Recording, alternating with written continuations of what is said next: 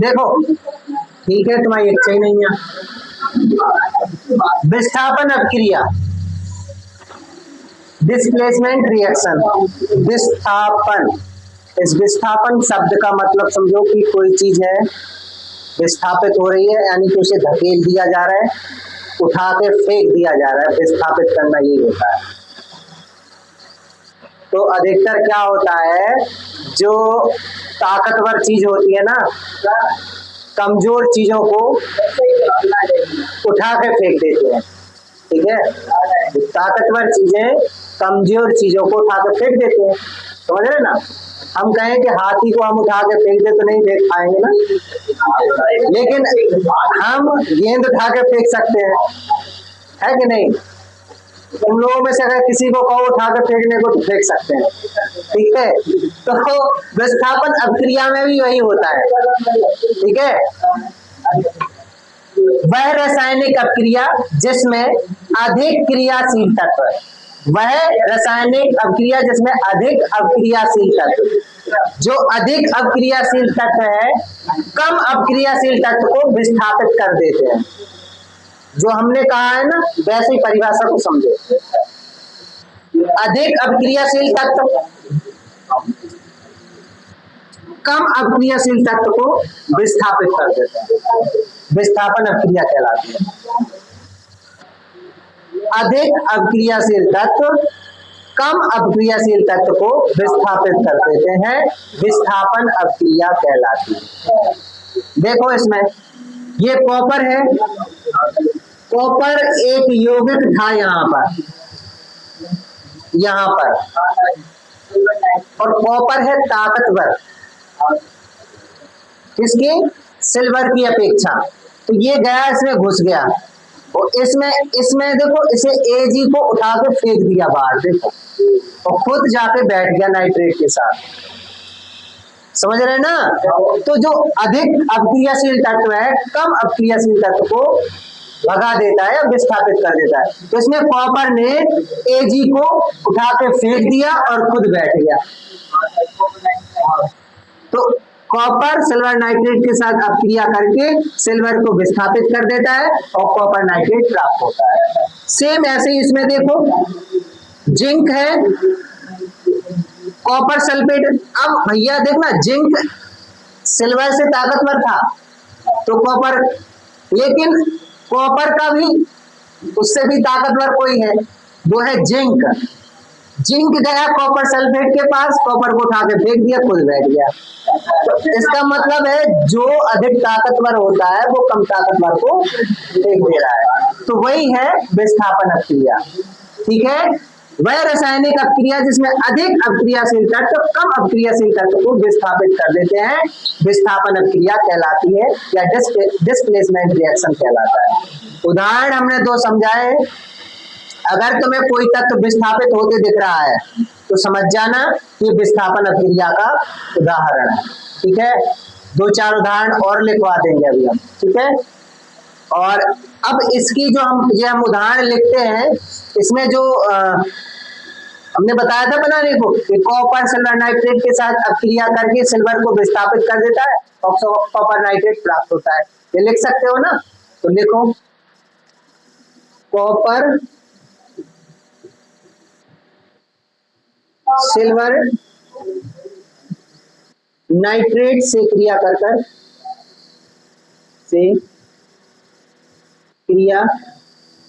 करके सिल्वर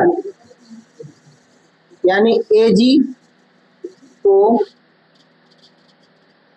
विस्थापित कर देता है तथा कॉपर नाइट्रेट प्राप्त करता है।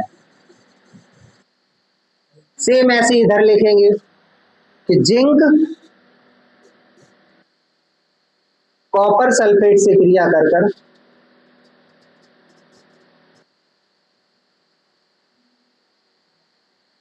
करके जिंक को विस्थापित कर देता है और नहीं, जिंक कॉपर से कॉपर सल्फेट से अपक्रिया करके कॉपर को विस्थापित कर देता है और जिंक सल्फेट प्राप्त होता है, जिंक सल्फेट प्राप्त करता है।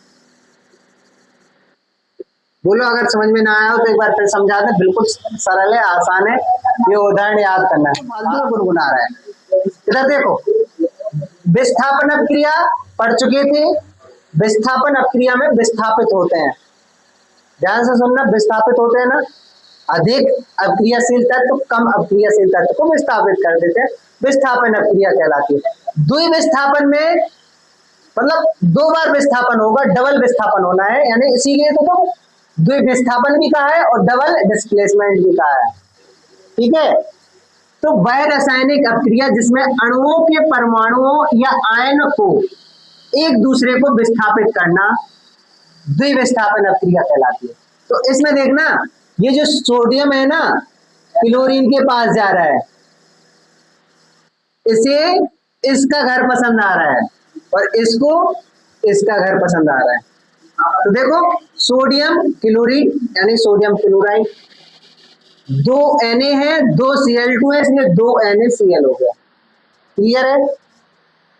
SO4 है और Ba है, तो BaSO4 विस्थापित हो गया कि नहीं हो गए, ये SO4 Ba के साथ चला गया, Cl2 इसके साथ चला गया, ये होता है डबल डिस्प्लेसमेंट रिएक्शन, ठीक है। यानी कि वह रासायनिक अपक्रिया जिसमें अणुओं, ये अणु है, ये भी अणु है, के परमाणु जो अलग अलग हैं, ठीक है, या आयन भी कह सकते हैं, नहीं तो एक दूसरे को विस्थापित करना, एक दूसरे को विस्थापित कर रहा है, ये इसको विस्थापित कर रहा है, ये इसको विस्थापित कर रहा है, समझ पा रहे हैं कि नहीं। तो ये डबल विस्थापन यानी डबल डिस्प्लेसमेंट या फिर द्विविस्थापन अपक्रिया कहलाती है। सोडियम सल्फेट बेरियम सल्फेट आपस में अपक्रिया की, बेरियम सल्फेट और नमक प्राप्त हुआ। दूसरे वाले उदाहरण में देखो, AgNO3 यानी सिल्वर नाइट्रेट और NaCl नमक, तो इधर Ag किसके पास जाएगा, Cl के पास, और Na आ जाएगा NO3 के पास, तो AgCl हो जाएगा, देखो AgCl हो गया, NaNO3 हो गया, हो गया कि नहीं हो गया। तो ये भी क्या है, डबल डिस्प्लेसमेंट रिएक्शन है। तो वह रासायनिक अपक्रिया जिसमें अणुओं के परमाणुओं या आयन को एक दूसरे को विस्थापित करते हैं, इसमें क्या करते हैं, एक दूसरे को विस्थापित करते हैं, कुछ याद रहे या ना रहे, तो जो परमाणु है एक दूसरे को विस्थापित करते हैं, या आयन, परमाणुओं के आयन भी एक दूसरे को विस्थापित करते हैं, तो क्या कहलाती है, डबल डिस्प्लेसमेंट रिएक्शन या द्विविस्थापन अपक्रिया कहलाती है। तो हम इसे इधर अगर लिखना चाहें तो लिख सकते हैं, सोडियम बेरियम सल्फेट की आपस में अपक्रिया कराने पर हमें बेरियम सल्फेट और नमक प्राप्त होता है। सोडियम सल्फेट तथा बेरियम सल्फेट की अपक्रिया कराने पर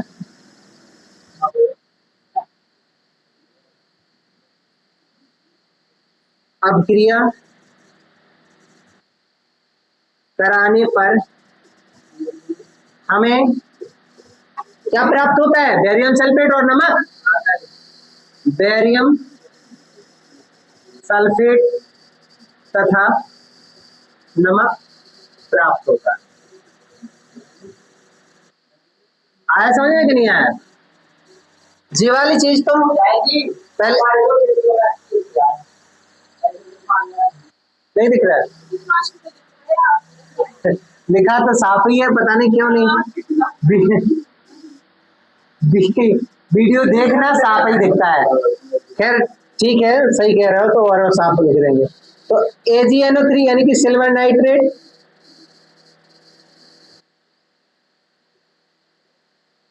सिल्वर नाइट्रेट तथा नमक की अभिक्रिया के पश्चात हमें सिल्वर